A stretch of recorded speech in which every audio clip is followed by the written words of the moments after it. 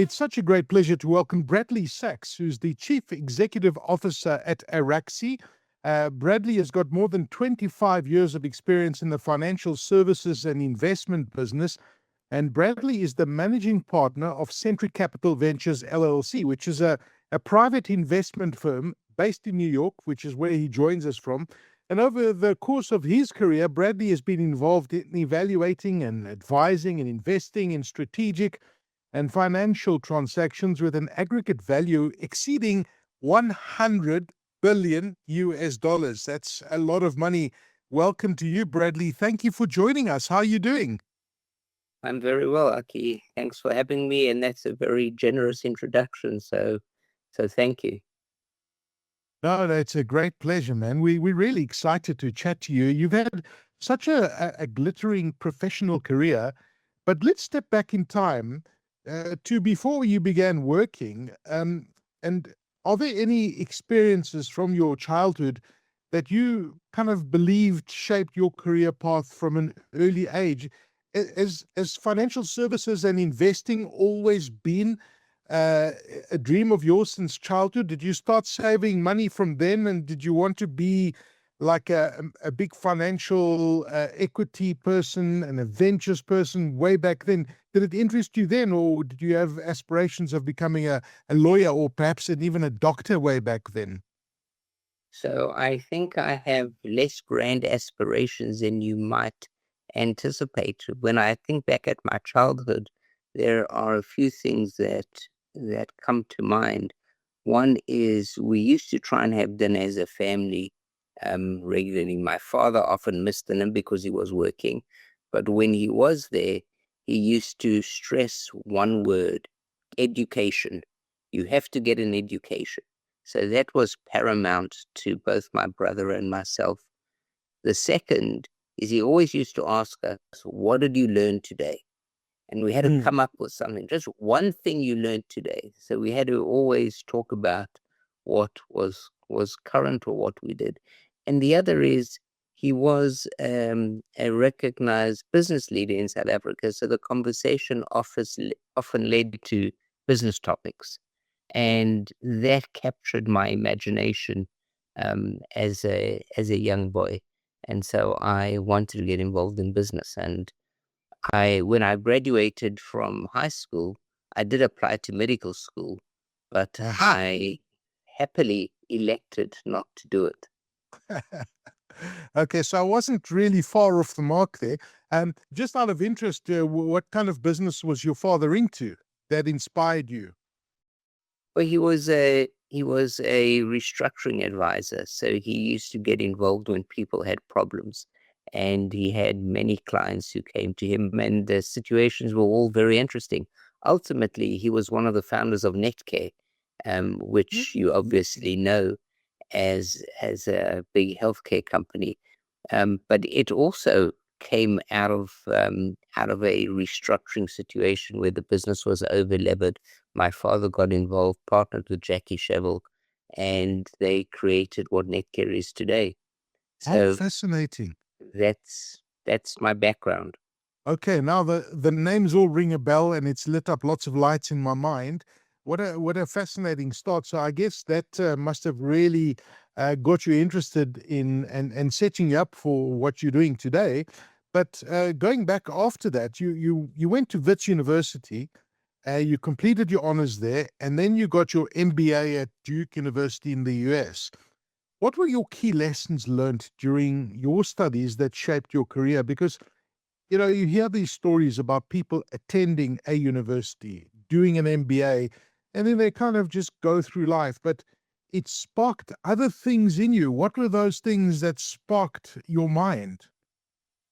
So, okay, when I went to Duke University, I did a joint law and MBA degree, and it was a 4-year exercise. And the one thing that I did learn there is that don't undersell yourself. Here I was, a young kid from South Africa. I arrived in Durham, North Carolina on our first Sunday night before school started on Monday morning. We all assembled in this massive auditorium where the dean of the law school introduced all of us to our classmates indicating that this cohort of people have an average LSAT score of close to 100. They have GPAs that are close to 4.0, and they come out of schools like Yale, Stanford, Harvard, Penn, etc. And she went down the list. And there I was, a young kid from South Africa who graduated from Wits, and I honestly was a little bit intimidated. But what I realized within the first semester is that we can do this, right? We had great opportunities in South Africa, and the system back in 1984 was provided us with a great education. And so I quickly came to the conclusion, don't undersell myself. And I think that stood me in really good stead going forward. Yes, almost like you're remaining humble throughout life. And I really get the sense that you're that kind of person. But when you fast your career after your studies, you first began your professional career as an associate in the corporate department of Fried, Frank, Harris, Shriver and Jacobson. Now, this is a law firm. Say that again fast, Aki. I'm afraid I'm going to twist my tongue, but let me try. Fried, Frank, Harris, Shriver and Jacobson. There we go. But they were a law firm, and they were based in New York time, and then in New York. And over time, you then pivoted into investment banking and the financial sector. But it must have given you a fantastic foundation, that legal sector. What did it exactly teach you, that legal foundation? So much of what happens in the United States is based around principles of law and allocation of liability and fault and value. Having been a foreigner and not growing up in the United States, being at law school exposed me to a framework, and that was tremendous.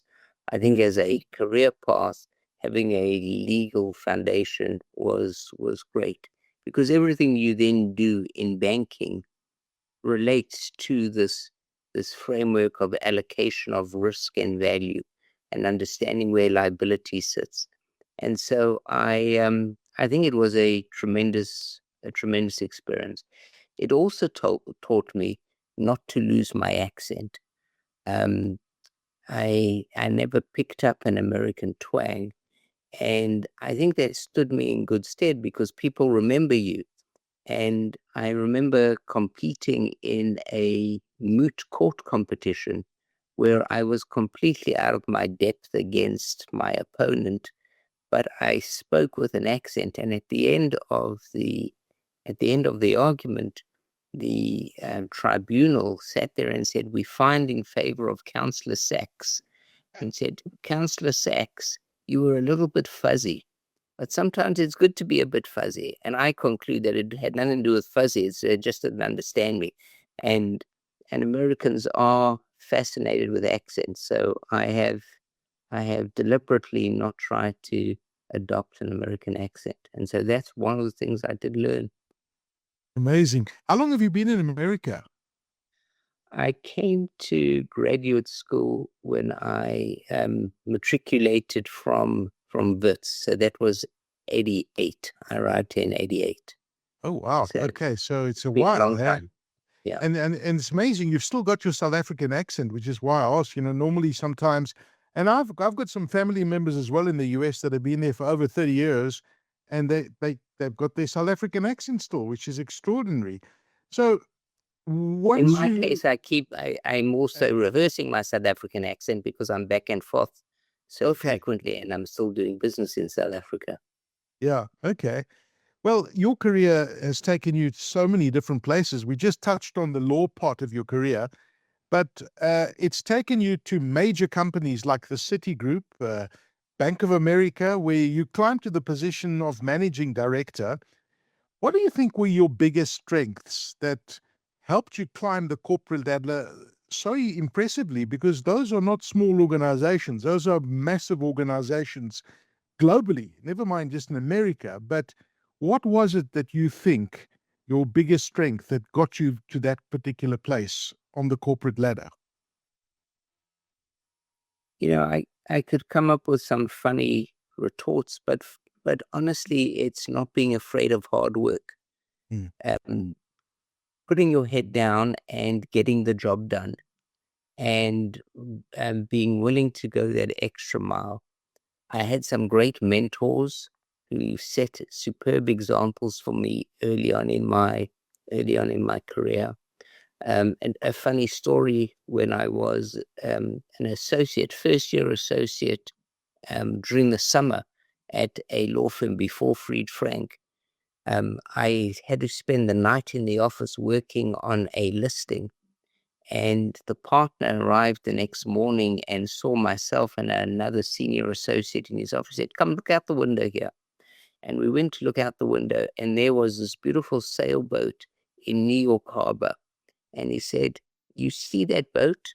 We all said yes. He says, "If you keep working this hard, one day, that boat will be mine." And so, I wasn't afraid of hard work. We put in the hours, and if you commit yourself and you're dedicated, you can succeed. No doubt about that. And I couldn't agree with you more about hard work. When you talk about your mentors, who were those mentors for you going through the corporate ladder? And it doesn't necessarily have to be a mentor you met personally. It could be somebody you aspired to be like. I don't know. Who inspired you? Who were your mentors? Well, there were people that I was working with directly. Um, I was at Solomon Brothers, was my first investment banking job. And the person I worked for used to be the assistant to John Goodfriend, who is a fabled name in investment banking in the United States. And he's his notoriety from Lies Poker is something that people will remember. And so he was just a fantastic example of what an investment banker should be. And so I was very lucky. I was also paired with some other people across different areas within the bank working on assignments. I got to work on some really fascinating um, assignments at the time that were cutting edge technologies that were just emerging in the telecom space, in the satellite space, the aerospace and defense sector. And we had a really good time, and we all worked well together. And integrity, hard work, honesty, and dedication were all good lessons that I learned through that process. Amazing. You then became the joint CEO of Araxi in September 2015, just before the company was listed on the JSE, raising 1 billion rand, which is no small change. That's a sizable investment. Tell us a little bit about this exciting time at Araxi, and which was then known as Capital Appreciation before the name change. Tell us a little bit about the organization, the name change, and your time when you became that joint CEO. So Capital Appreciation was the first publicly listed main board SPAC in South Africa. So what is a SPAC? It is a special purpose acquisition company. It is a company that is listed, that has no assets and no business other than cash.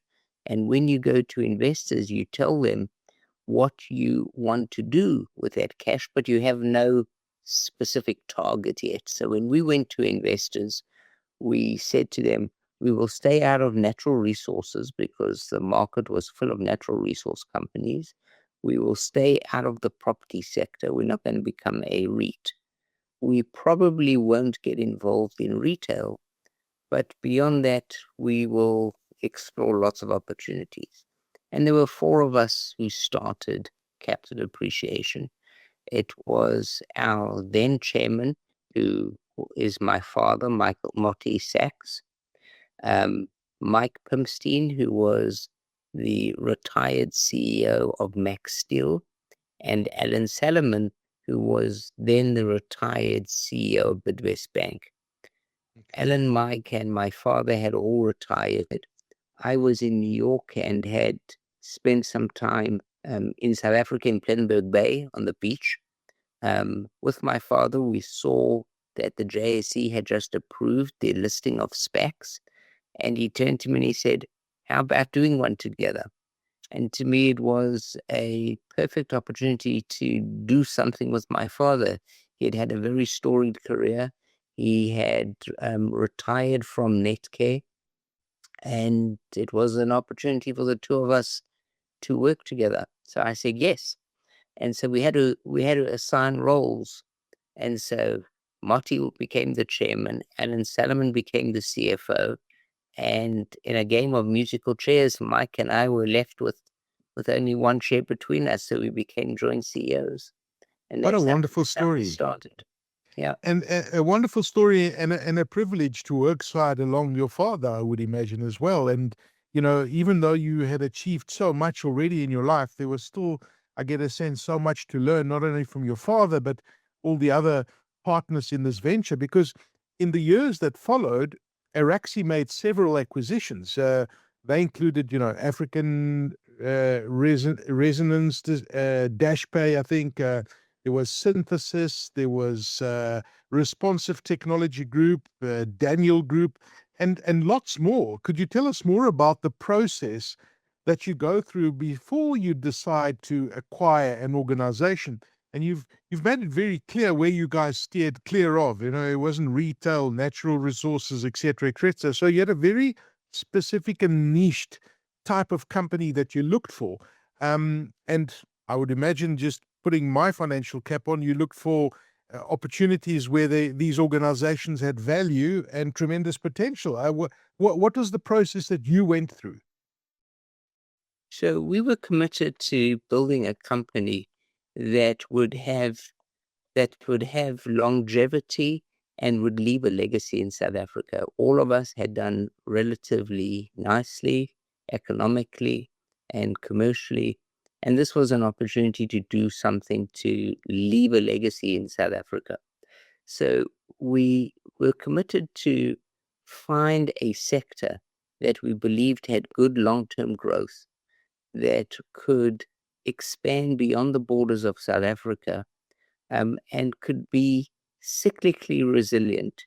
And that was what we started. And very quickly, we came to the conclusion that technology was an area that was worth exploring.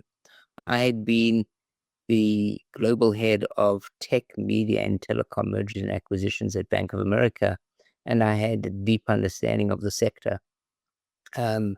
And Mike, Allen, and Motti had various other careers that allowed them to understand the impact of technology. And we started to look about for what we could find.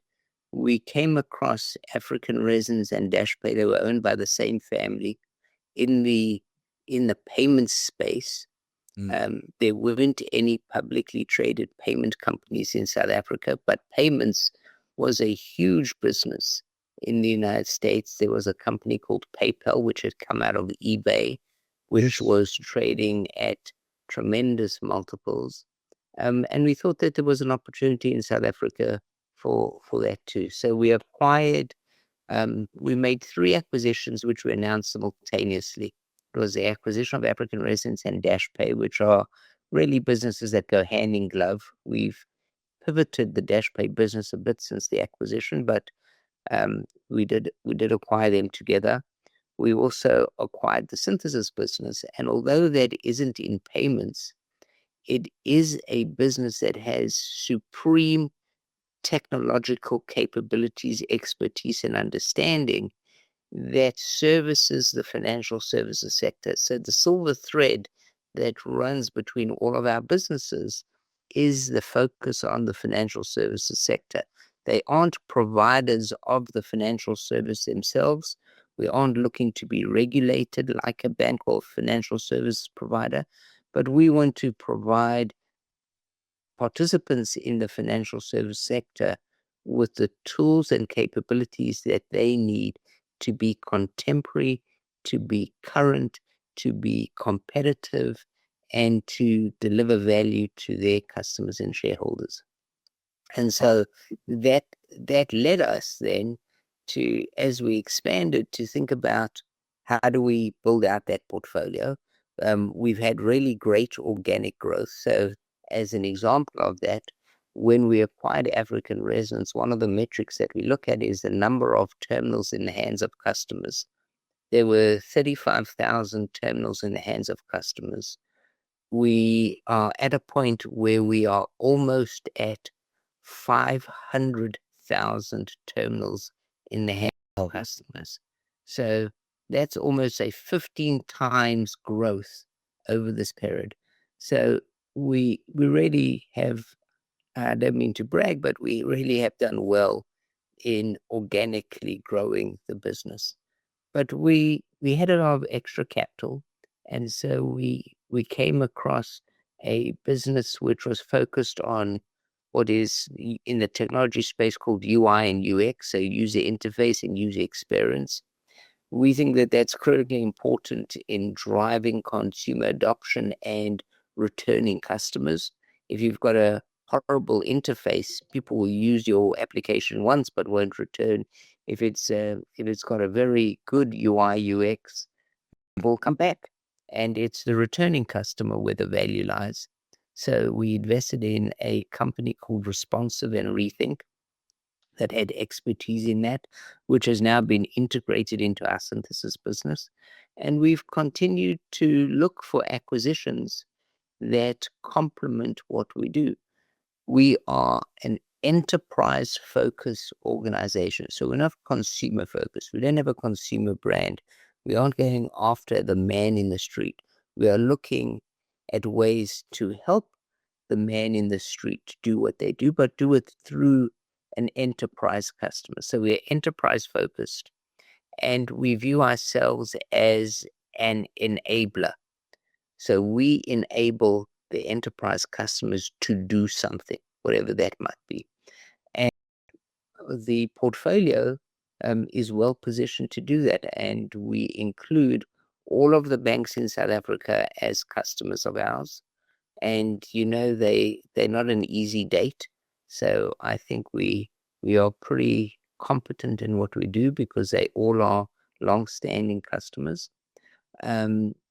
We work with insurance companies. We work with retailers who have elected to get into financial services. So working in the retail environment for payments leads you to understand the retail environment. So we expand into there. We've also expanded into healthcare a little bit because our competencies and capabilities are equally applicable to other high integrity industrial sectors. So that's a little bit of the story of Araxi. What you see? No, it's absolutely. Yeah, look, what an absolutely fascinating story. So you guys basically sit in the background and you make things happen. It's the invisible stuff that consumers don't see. That's a critical part of the infrastructure to make things happen in the financial services industry. And of course, with everything being so digital, it's such a fundamentally important part of these businesses, banks, financial services, etc. I'm interested to ask you that late last year, Capital Appreciation officially became Araxi. So what was the reason behind this name change, and what does Araxi actually mean? Where does the name come from? Excuse me. So when we were a SPAC, Capital Appreciation was pretty appropriate, right? We were raising capital to make investments, and that was our raison d'etre. But once we had created this portfolio, our objective was to grow this company that had an industrial focus on technology and financial services. And we were often being confused with being a publicly listed private equity firm or something like that. And so we determined that the name and your brand and your image obviously conveys something. So we wanted something that was more contemporary and that was less specific as to capital investment, which is what Capital Appreciation meant. It was a great name for its purpose, but it had run its course. So we came across Araxi, which is derived from the Greek word for river. And we think that what we do is like a flowing river. A river provides the lifeblood of the ecosystem through which it travels. This technology does the same. Rivers are always moving. They are moving forward, and there's no hurdle that they won't overcome. They'll meander, they'll circumvent, but they'll get to the other side. So we thought it was a really nice name for us.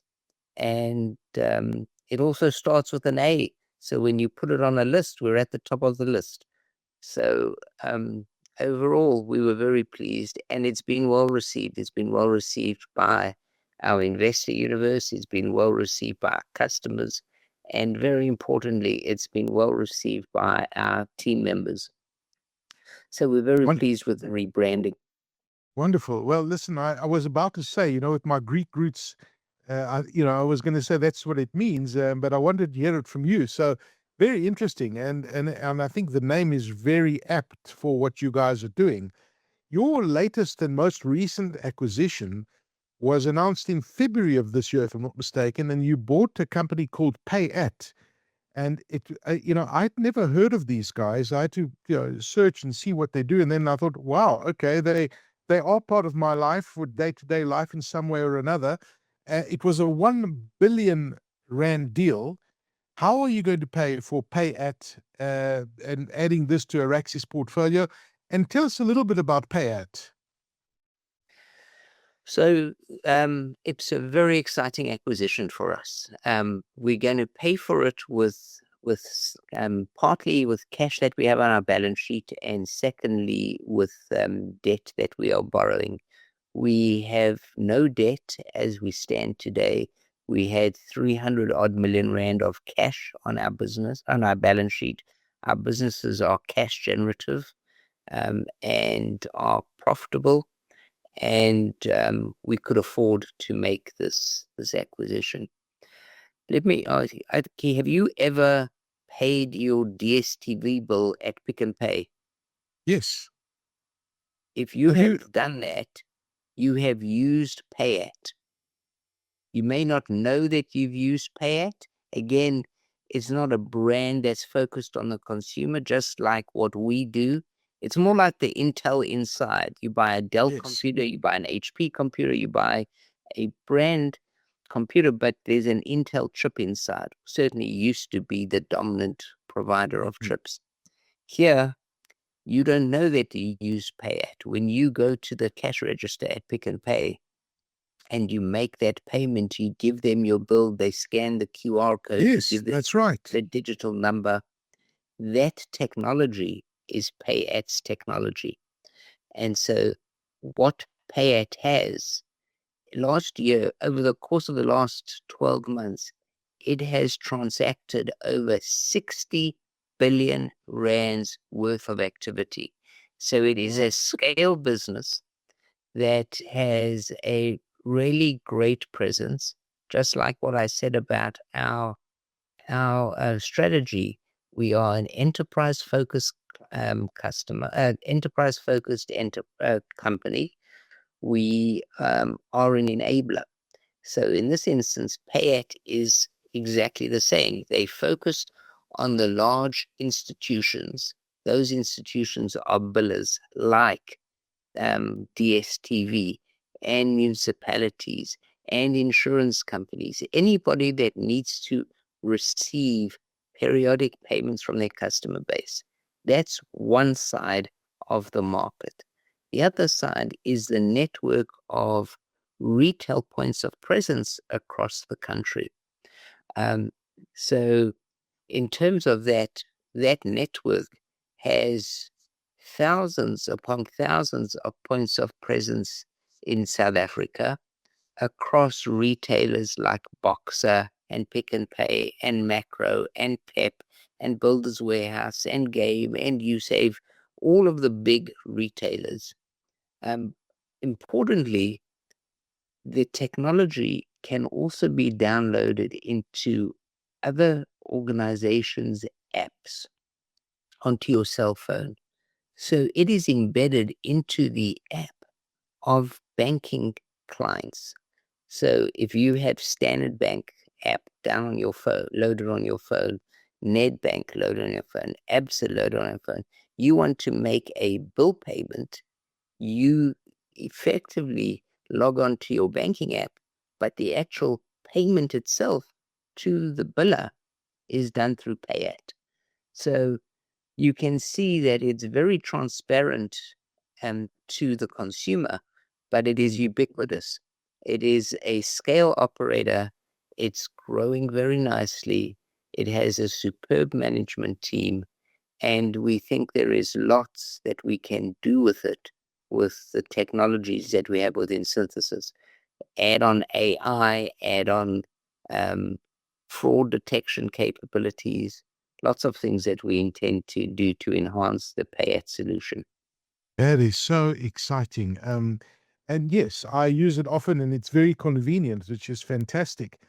So that was the acquisition this year. I'm sure you've got lots of other acquisitions that you have your eyes on, that you're looking at. Um, are you looking outside of South Africa as well? We've got some very unique technologies that could pivot pretty well in other markets. Is it just South Africa you're going to focus on for now, or is expansion into other countries on the horizon for you? The answer is absolutely. We are looking to expand beyond South Africa. That was part of our initial thesis when we started capital appreciation. And I think we definitely have the tool set to be able to do that. We have a solution within the group called Halo Dot. And if people are members of LinkedIn, you'll often see some Halo Dot propaganda coming across the LinkedIn platform. It allows any device that is NFC enabled to start to become a payment acceptance device. So if you are a hairdresser or a plumber or an electrician and you go on a call and you have a handheld phone and you now need to charge the customer for the service that you delivered, your customer can tap their credit card against your phone and ensure that you as the plumber or the electrician get paid. And that has global applicability. It's very, very exciting. We have different implementations that are currently being deployed and implemented through Brazil and Mexico, in the United States, in Turkey, in the United Kingdom, across countries in Africa, and obviously in South Africa. We haven't announced the names of the customers in many instances, but it started as a pilot with Nedbank, and we are now operational with a number of different banks in South Africa. Wow, that is so exciting, and it's so empowering because you've got so many of these micro enterprises. You know, the plumbers, the one-man businesses, and for them, it's such a challenge to often deal with a big bank, open an account, facilitate transactions. I mean, this is so unique, and you can be a small operator and have the ability to accept payments anywhere, which is absolutely amazing. And congratulations to all of you at Araxi. And I wish you lots and lots of strength going forward. Out of interest, now that I've got you on the line and you've been, in the financial services for, most part of your life and looking at, what the world is doing, the world itself at the moment finds itself in such an interesting place. There's so many geopolitical things going on. There's the Gulf, the Straits of Hormuz that's closed. The oil prices are going up. There's so much uncertainty in this world. And yet the markets globally seem to be very resistant and they are powering forward. What is your take on what's happening in the world at the moment geopolitically? Are we in trouble? Are we going to hit a wall very hard on the stock markets? What's your take? How do you see things? So, Aki, I try and stay away from prognosticating on those types of topics. But the one thing I am reminded of is Justin Trudeau at the Davos conference a number of years ago said something along the lines, I'm going to paraphrase, the pace of change that we're experiencing has never been as fast as it is, but it is never going to be any slower. So I think we are living in a new world order where things are going to remain uncertain and rapidly evolve. And what that requires, it requires people to be comfortable with uncertainty. It requires an ability to remain flexible and adroit. And you have to be adaptable. And we think those are all factors which lead to desire to implement modern technology stacks. Yes. So, for instance, when COVID hit South Africa, contact was something that everybody avoided. So we went to contactless payment, where you take your card and you just tap it against the payment device.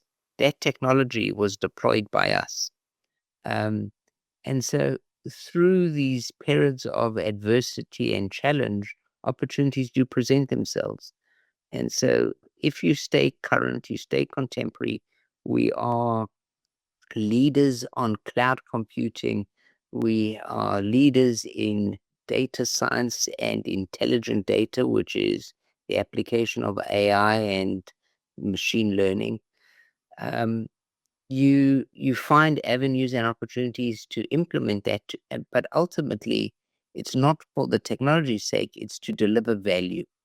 And that is what we're very focused on, deliver value with the technology that we provide. And so I think we are in for a bumpy ride. On Saturday night, I was driving home and I called my wife. I said, turn on the TV. There's going to be some interesting television ahead of us. It was the White House Correspondents' Dinner. And lo and behold, it was some very interesting television to watch. The world is crazy. And we just have to take some of these things in our stride and make a mark and an impact where we can. It certainly is. We are certainly living in very exciting times. And I guess that's part of the excitement. I mean, all of this, the pace, because it sounds to me like you're the kind of person that thrives on pace. What excites you most about the future? Obviously, the tremendous opportunities that the technology and this digitization of the world brings us. AI, for example, excites me immensely. What excites you about the future as CEO of Araxi? The unknown and the opportunity. In this area of rapid change, there is opportunity for those who stay current. And I don't know what our development teams, we have a unit called Synthesis Labs. I don't know what they're going to come up with tomorrow and the new idea. We all push each other to come up with something novel. And sometimes it really works, and sometimes it's a flame out. We have a view that fail fast. If you come up with an idea, try it out, see if you can demonstrate a proof of value. If you can demonstrate a proof of value, then let's invest behind it.